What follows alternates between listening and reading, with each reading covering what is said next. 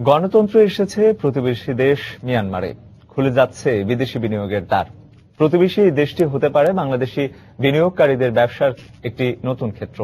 Myanmar থেকে ফিরে বিস্তারিত জানাচ্ছেন ইমতিয়াজ আহমেদ। লৌহ যবনিকার দেশ হিসেবে পরিচিত মিয়ানমার এখন উন্মুক্ত বিদেশিদের জন্য।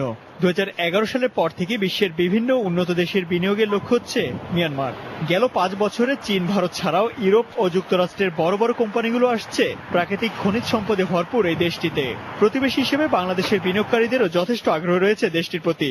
আমরা যেটা ইন্ডিয়ার উপর ডিপেন্ড করতেছি সেই ডিপেন্ডেন্সি কমানো সম্ভব যদি মিয়ানমারের সাথে আমরা সহযোগিতায় আসতে পারি। গার্মেন্ট সেক্টরে চান্স আছে, তারপর মেডিসিনে আছে, আইটি সেক্টর হতে পারে। আরেকটা হচ্ছে যে এনজিও লেভেলে আমাদের একটা মিড ম্যানেজমেন্ট লেভেল তৈরি হয়েছে বা সিনিয়র লেভেল তৈরি হয়েছে, যেটা এদেশে একটা সুযোগ তৈরি হতে পারে। প্রায় 6.5 লাখ বর্গ কিলোমিটারের স্থলভাগের এই দেশটিতে রয়েছে অফুরান প্রাকৃতিক সম্পদ, স্বল্প মজুরি এবং প্রচুর কৃষি জমি। রপ্তানি পণ্যের তালিকায় আছে প্রাকৃতিক গ্যাস, পাথর, কাঠ, রাবার ও চাল।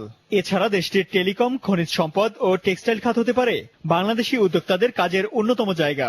আলোচনার মাধ্যমে, যদি সমঝোতার মাধ্যমে মিউচুয়াল যে ইন্টারেস্টগুলো আছে, বেনিফিটটা আছে, এটা নিয়ে যদি কাজ হয়, তাহলে আমার মনে হয় না যে সেদিন খুব দূরে আছে যে বাংলাদেশ মিয়ানমারে ব্যবসার যে আরো নতুন নতুন দিকগুলো যে আছে, এগুলো কিন্তু উন্মোচন হয়ে যাবে।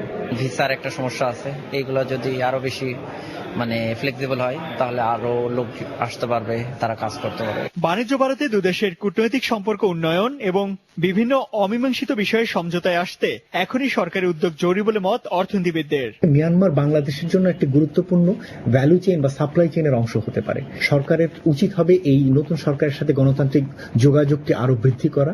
বাংলাদেশের থেকে মিয়ানমারের মধ্যে যে সড়ক পথে যোগাযোগের যে একটি সম্ভাবনা রয়েছে এবং যেটি কিনা বিসিআইএম, বাংলাদেশ, চায়না, ইন্ডিয়া, মিয়ানমারের সড়ক যোগাযোগের একটি অংশ, সেই ধরনের প্রকল্পগুলো গুরুত্বপূর্ণভাবে এগিয়ে নিয়ে যাওয়া দরকার। 6 কোটি জনসংখ্যার মিয়ানমার হতে পারে বাংলাদেশি পণ্যের অন্যতম বড় বাজার। তাই প্রতিবেশী এই দেশটির দিকে এখনই সর্বোচ্চ গুরুত্ব দেওয়া জরুরি বলে মত সংশ্লিষ্টদের।